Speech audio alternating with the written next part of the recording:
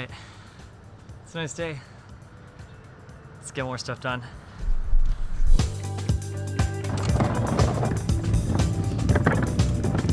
So, while we're out here, I think it's time to take a spin. It's our lunch break. Let's have some fun.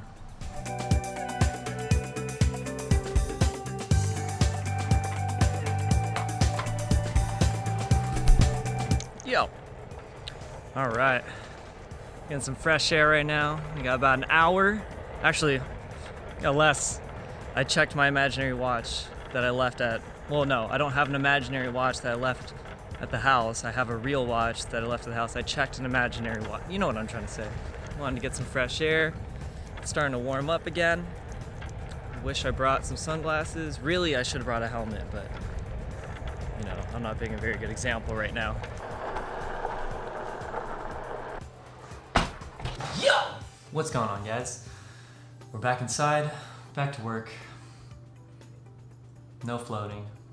I've been watching a lot of Peter McKinnon, and he has such a great game plan for people like me who work a Monday through Friday, you know, 8 to 5, 9 to 5 job, whatever your hours are, you know, and trying to fit in being a photographer and being a videographer into that life, and still being able to, you know, fend for yourself, be able to afford the equipment that you need to go ahead and do the work. You gotta stay pretty hungry, you gotta stay pretty humble, and you gotta make sure that you're always practicing. It's something that I did not do over the past couple of years. I kind of lost my way.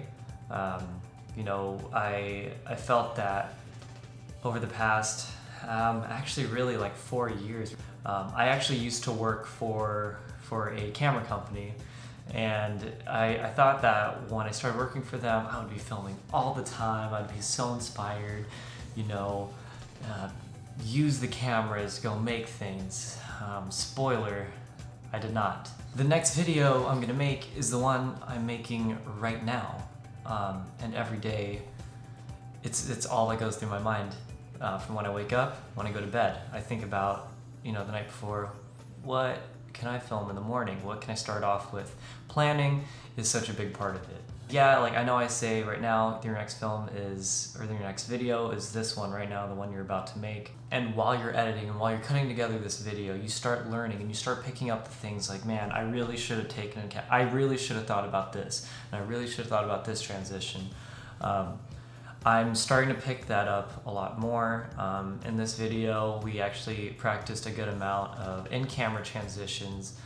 In fact, the transitions that you're seeing here in this whole video, they're all in camera. And the most I've done in post to enhance it is maybe some speed ramps, and that's just to match the slow-mo with my real time.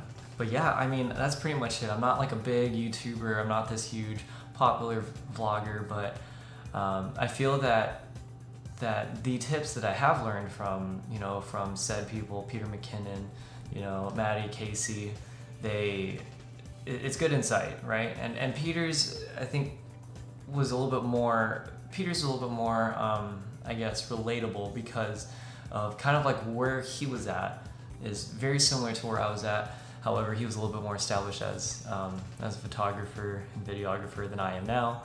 But you know what? The only way to change that is to pick up the camera, right? Anyways, that's my spiel for today. And I'm really hoping that it is inspiring and it helps anybody else, any of my friends that are even watching this, to keep creating. This is not just for photography and videography or YouTube in general. This goes for any platform that you're content creating in. We'll catch you on the next video. If you enjoyed this one, comment, like, and subscribe, and I'll see you next time.